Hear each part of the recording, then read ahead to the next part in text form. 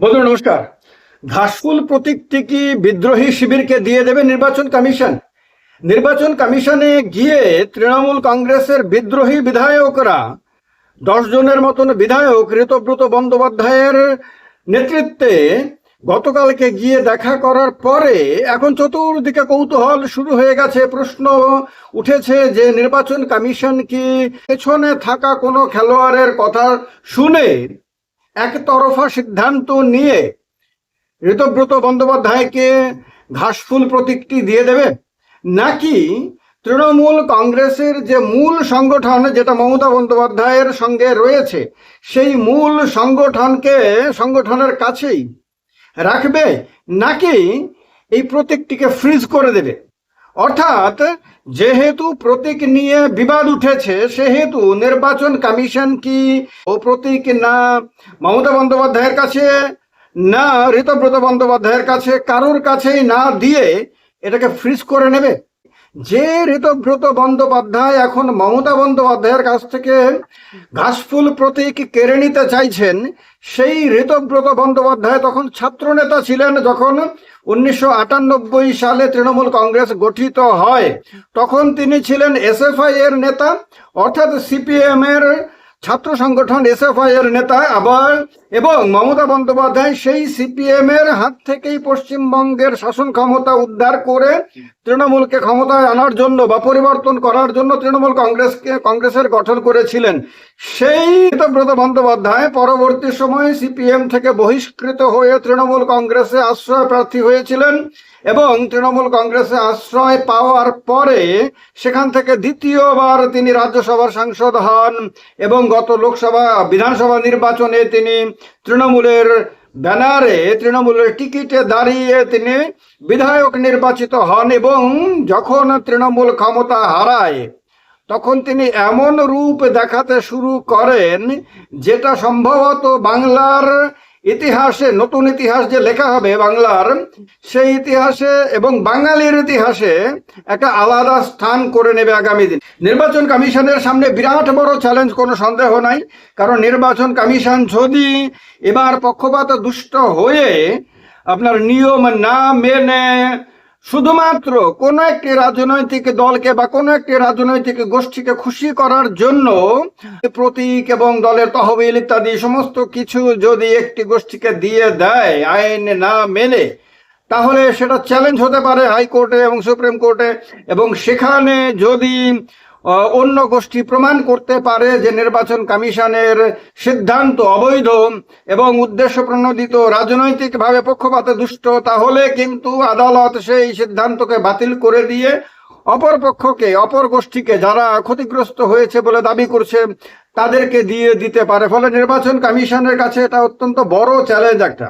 Commission যদি দেখে যে একটি গোষ্ঠীর পক্ষেই সমস্ত কিছু যাচ্ছে, অর্থাৎ সংগঠন এবং লেজিসলেচার মানে লেজিসলেটিভ পার্টি সমস্ত কিছু একটি গোষ্ঠীর পক্ষেই যাচ্ছে এবং একটি গোষ্ঠী দলের নীতি আদর্শ নিয়ম মেনে চলছে, তাহলে তার পক্ষেই রায় যেতে পারে। কিন্তু যদি এটা প্রমাণিত না হয় এবং যদি দেখা যায় যে বিদ্রোহী গোষ্ঠী নিজেদের আসল তৃণমূল বলে দাবি করছে, তারা দলের সংবিধান মানছে না, তারা যে বৈঠক করেছে সেই বৈঠক ডাকার অধিকার তাদের রয়েছে কিনা এটা একটা বড় প্রশ্ন। এবং যতটুকু জানা যাচ্ছে বৈঠক ডাকার অধিকার নাকি দলের চেয়ারপারসন এবং সর্বভারতীয় সাধারণ সম্পাদকের রয়েছে, অন্য কেউ দলের সাংগঠনিক বৈঠক ডাকতে পারেন না। সেক্ষেত্রে এই বৈঠকটা যেটা 22শে জুন অনুষ্ঠিত হয়েছে, সেই বৈঠকটা কে ডেকেছেন, কি অধিকারে ডেকেছেন, তিনি এই সাংগঠনিক বৈঠক ডাকতে পারেন কিনা? যদি কেউ বিধায়ক হয় তাহলে বিধায়ক হওয়ার মানে কি দলের সাংগঠনিক ক্ষমতা তার কাছে চলে আসা? এটা একেবারে হওয়ার কথা না। সুতরাং এগুলো সব কিছুই খুব গুরুত্বপূর্ণ বিষয়।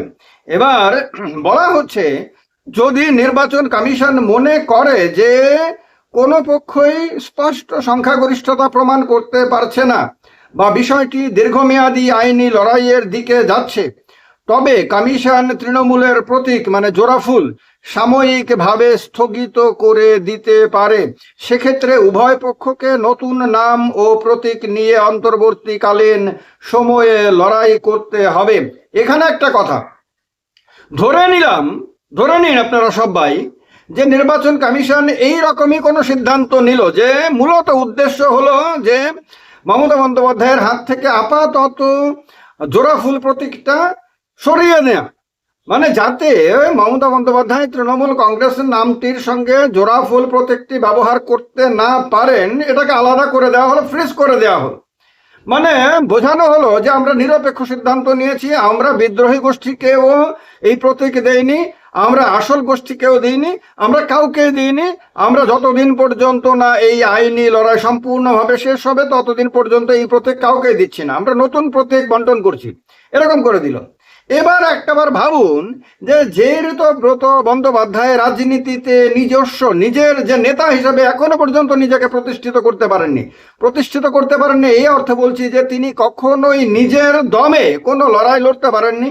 যখন তিনি সিপিএম এর হয়ে রাজ্যসভায় গেছিলেন, নেতা হয়েছিলেন, পুরোটাই সিপিএম এর কারণে, সিপিএম এর সংগঠনের শক্তির ওপরে নির্ভর করে। এরপরে তিনি আপনার তৃণমূলে যোগদান করার পরে সম্পূর্ণভাবে তৃণমূলের সংগঠন এবং মমতা বন্দ্যোপাধ্যায়ের জনপ্রিয়তার উপরে ভর করে তিনি কখনো রাজ্যসভায় গেছেন এবং পরবর্তী সময় বিধানসভায় গেছেন। অর্থাৎ তিনি নিজে কোনো জনপ্রিয় ব্যক্তি না, নিজে কোনো দক্ষ ব্যক্তি না, নিজে কোনো সংগঠক না, নিজে কোনো নেতাও না।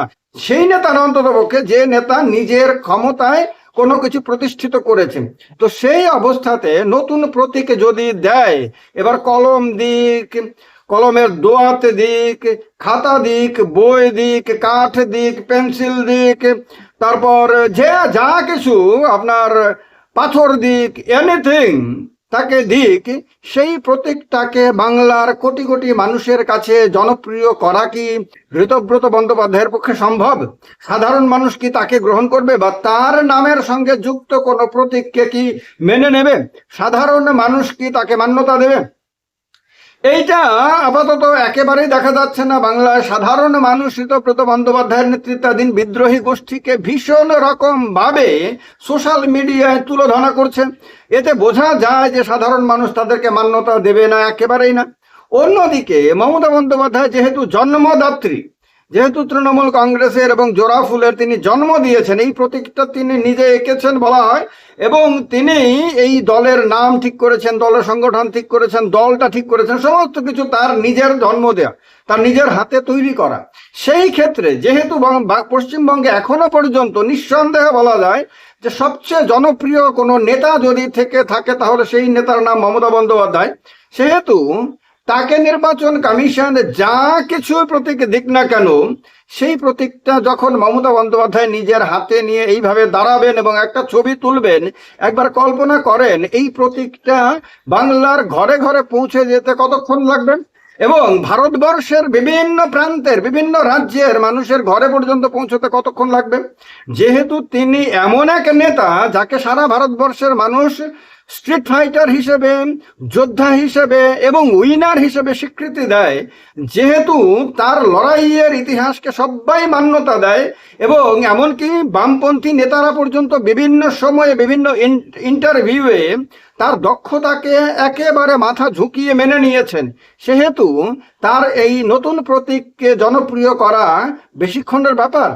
তো সুতরাং এইটা নির্বাচন কমিশন যদি এরকম কোনো সিদ্ধান্ত নেয় যে মানে মূল জোড়াফুল প্রতীকটাকে ফ্রিজ করে দুটো গোষ্ঠীকে আলাদা আলাদা প্রতীক দেয়ার, তাহলে মমতা বন্দ্যোপাধ্যায়ের জন্য এটা কোনো চ্যালেঞ্জের বিষয় হবে না, কিন্তু মারাত্মকভাবে ধাক্কা খাবেন ঋতব্রত বন্দ্যোপাধ্যায় এবং তার সাঙ্গপাঙ্গ যারা বিদ্রোহী হয়েছেন, যারা দলের প্রতীকে জিতে, দলনেত্রীর ছবিকে সামনে রেখে জিতে এবং দলের সংগঠনকে কাজে লাগিয়ে, দলের তহবিল কাজে লাগিয়ে সম্পূর্ণভাবে দলনির্ভর হয়ে ইলেকশনে দাঁড়িয়ে জিতে বিধায়ক হওয়ার পরে দল হেরে যাওয়ায় যারা হঠাৎ করে চোখ উল্টে এমন আচরণ করতে শুরু করেছেন যা নিয়ে দিকে দিকে মানুষ ছি করছে, তাদের পক্ষে কিন্তু নতুন প্রতীককে মানুষের ঘরে ঘরে নিয়ে গিয়ে জনপ্রিয় করা সম্ভব হবে না। এটা অগ্রিম বলে দেওয়া যায় অভিজ্ঞতার ভিত্তিতে। এই অবস্থাতে এই মুহূর্তেও সবার মনের মধ্যে কৌতূহল, নির্বাচন কমিশন কি সেই পথে হাঁটবে? আপনাদের কি মনে হয় যে জোড়াফুল প্রতীক শেষ পর্যন্ত ফ্রিজ হয়ে যাবে, নাকি ঋতব্রত ব্যানার্জিকে দিয়ে দেবে, নাকি মমতা বন্দ্যোপাধ্যায়ের হাতেই রাখবে? কমেন্ট করে জানান। ভালো লাগলে লাইক করবেন। ভালো থাকবেন। জয় হিন্দ, বন্দে মাতরম।